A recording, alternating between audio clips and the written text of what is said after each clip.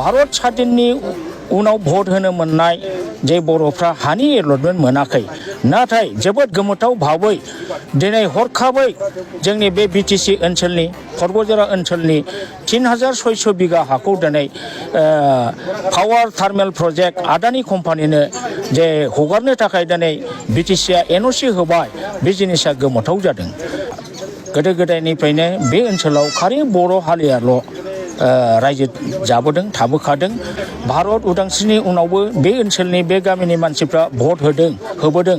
बिथांमोनहा बै भारत स्वाधीननि उनावनो भट होनो मोननाय गोबां बर' सुबुङानो दिनै हानि नामजारिखौ मोनाखै होननानै जोङो मिथिदों। नाथाय रायजो राजानि होख्रावनायखौ जोङो खोनादों, फैदोंबो जोङो बाहागो लाफैदों, खबर लाफैदों। बिथांमोनहा ओरैबायदि सेन्टिमेन्ट जुग जुग गोदो गोदायनि भारत स्वाधीन जानायनि आगोलनिफ्रायनो बे ओनसोलाव रायजो जाबोनानै बे हाखौ दिनै आदानि कम्पानि हगारनांगौखौ बिथांमोनहा मालाबाबो बेखौ साननो हाया आरो बिथांमोनहा जिउ जोबब्लाबो बे ओनसोलनि गावसिनि ओनसोलनि हाखौ आदानि कम्पानिनो निश्चय हगारनाय नङा। आङो प्रमद बर' बिथांखौ खावलायनो गोसो जागोन जे रायजोनि सेन्टिमेन्टखौ बुजिनानै आरो हिस्ट्रिकेल बेकग्राउन्डखौ नायनानै दिनै बिथाङा बे भुलैबो जेनाखि एनअसि होदों 3600 बिगा आदानि कम्पानि बेखौ उइथड्र खालामनांगौ आरो रायजो राजानो बे हाखौ समजायनानै होफिननांगौ आरो बरन्स बे गामिनि बे ओनसोलनि जायफोर दासिमबो फाट्टा मोनाखै बेनि फाट्टानि बेबस्थाखौसो बिथाङा खालामनानै होनांगौ होननानै आङो खावलायनो लुबैयो। आरो बाहेरानिफ्राय फैनानै बिथांमोननि फाग्लि जरा दुखि सुखिनि मानसिजों बाहागो लाफैनायफोरखौ बिथांमोनहा खुनु गोरोन्थि बुजिनो नाङा। बिथांमोनजों जोङो फैदोंब्लाबो बाहेराना खालि बिथांमोननि बे जेनाखि दुखु सुखुनि बाथ्राखौ जोङो सापर्टल' होफैदों आरो बिथांमोनजों जोङो सासे सचेतन नागरिक हिसाबै मदद होनाया जोंनिबो कर्तब्य। गोरों गोरा समाजनि जानानै जोङो बेखौ सापर्ट होनांगौ नङाबा बे गामिनिखौल' जुजिहोबाय थानानै हालाय हाफाय बिसोरखौ खालामहोबाय थानोसै नामा? नैबे पर्बतजरा हालामनि बासबारियावहाय 3600 बिगा हाखौ आदानिनो हगारनायनि सायाव थांनाय एप्रिल दाननिफ्रायनो रायजो राजाफोरनि खुद्रिखांनाय सोलिबाय थाबाय। दा खोथाया जाहैबाय मा, भारत उदांस्रि जानायनि उनावहाय 1952 मायथाइयाव जिथु भारतनि गिबि बिसायख'थि जादोंमोन बे बिसायख'थि समावनो नैबे ओनसोलाव रायजो जानाय बर'फोरा भट होजेननो मोननाय। नाथाय दिनैसिम हानि मोन्थायखौ बा हा एलटमेन्टखौ मोननो हायाखै। दाबो फरेस्ट रिजार्भ हा हिसाबै दङ। नाथाय बे बिथिङाव आदानिनो 3600 बिगा हाखौ गथायनो नागिरनायावहाय बियो बिटिसि सरकारनि मा षड़यन्त्र दं बेनि सायाव सारा मा फोरमायगोन? साबायखर थाबाय। नंगौ जे भारत उदांस्रिनि आगोलनिफ्रायनो जोंनि बर' रायजो राजाया बे पर्बतजरा मोनसे हिस्ट्रिकेल एरेखा बियो बेनि गोबां मेथाइबो दङ। दा गोदो गोदायनिफ्रायनो बे ओनसोलाव खालि बर' हारियाल' रायजो जाबोदों थाबोखादों आरो बहुद बोसोर बिथांमोनहा बे ओनसोलाव गावनि राव हारिमु गासिबो हारिमुवारि जिनिसफोरखौ रैखा खालामनानै दिनैसिमबो थांनानै दं। दा दिनै भारत उदांस्रिनि उनावबो बे ओनसोलनि बे गामिनि मानसिफ्रा भट होबोदों भारतनि नोगोरारि हिसाबै। नाथाय जोङो नुनो मोनबाय दिनै बिथांमोनहा बै भारत स्वाधीननि उनावनो भट होनो मोननाय गोबां बर' सुबुङानो दिनै हानि नामजारिखौ मोनाखै होननानै जोङो मिथिदों।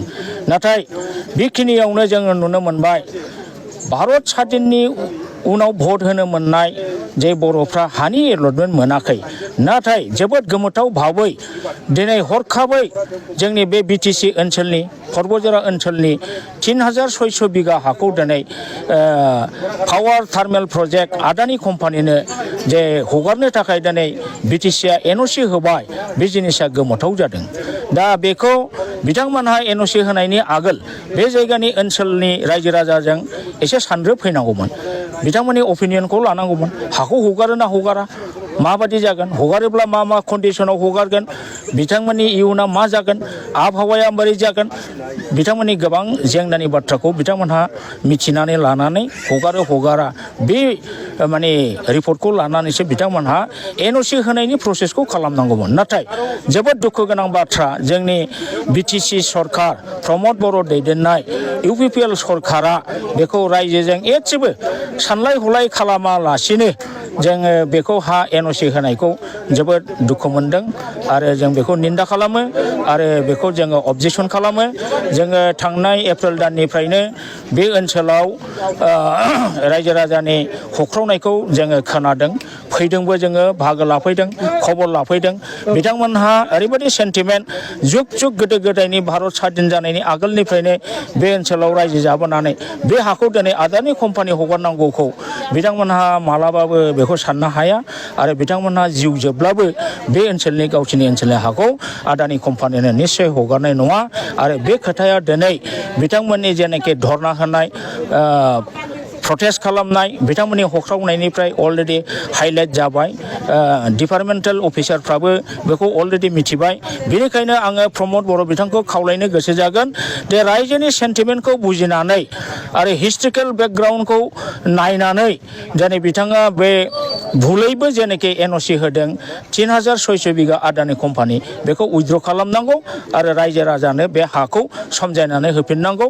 आरो बरन्स बे गामिनि, बे ओनसोलनि जायफोर दासिमबो फाट्टा मोनाखै, बेनि फाट्टानि बेबस्थाखौसो बिथाङा खालामनानै होनांगौ होननानै आङो खावलायनो लुबैयो थाबैनो।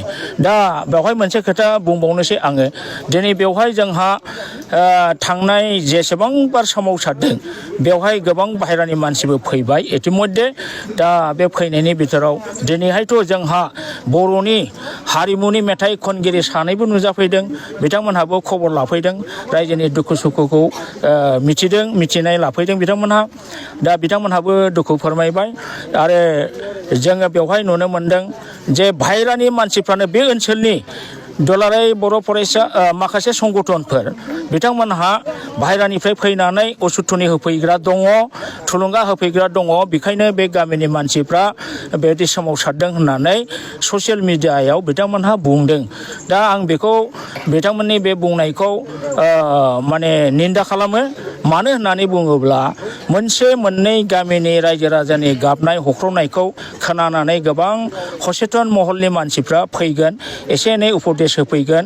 दा बेखौ बिथांमोनहा गोरोन्थि साननो नाङा आरो बिथांमोनहा बेखौ जुदि गोरोन्थि सानोब्ला आं बिथांमोनखौ खावलायगोन, बिथांमोनहा आदानि कम्पानिनिफ्राय बेवहाय मा मा फेसिलिटिस मोनगोन बे ओनसोलनि मानसिफ्रा बेखौ स्पष्ट मालाबा बुजायफैदो नामा।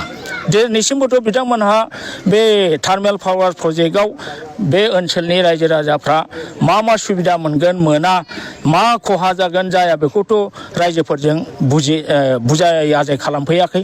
बिथांमोनहा आदानिनिफ्रायबो हयथ' जेबो एसुरेन्स मोनाखै। ब्लाइन्डलि लामा ससेनिफ्राय बिथांमोनहा दिनै बिटिसि सरकारनि बा आदानि कम्पानिनि एजेन्ट बायदि बिथांमोनहा खामानि मावनो थांगासिनो दं, जाहाथे बेफोरनिफ्राय जानगाराव थायो। आरो बाहेरानिफ्राय फैनानै बिथांमोननि फाग्लि जरा दुखि सुखिनि मानसिजों बाहागो लाफैनायफोरखौ बिथांमोनहा खुनु गोरोन्थि बुजिनो नाङा। बिथांमोनजों जोङो फैदोंब्लाबो बाहेराना खालि बिथांमोननि बे जेनाखि दुखु सुखुनि बाथ्राखौ जोङो सापर्टल' होफैदों आरो बिथांमोनजों जोङो सासे सचेतन नागरिक हिसाबै मदद होनाया जोंनिबो कर्तब्य। गोरों गोरा समाजनि जानानै जोङो बेखौ सापर्ट होनांगौ, नङाबा बे गामिनिखौल' जुजिहोबाय थानानै हालाय हाफाय बिसोरखौ खालामहोबाय थानोसै नामा। गतिके बेवहाय बिथांमोनहा गोरोन्थि साननो नाङा। जाबाय।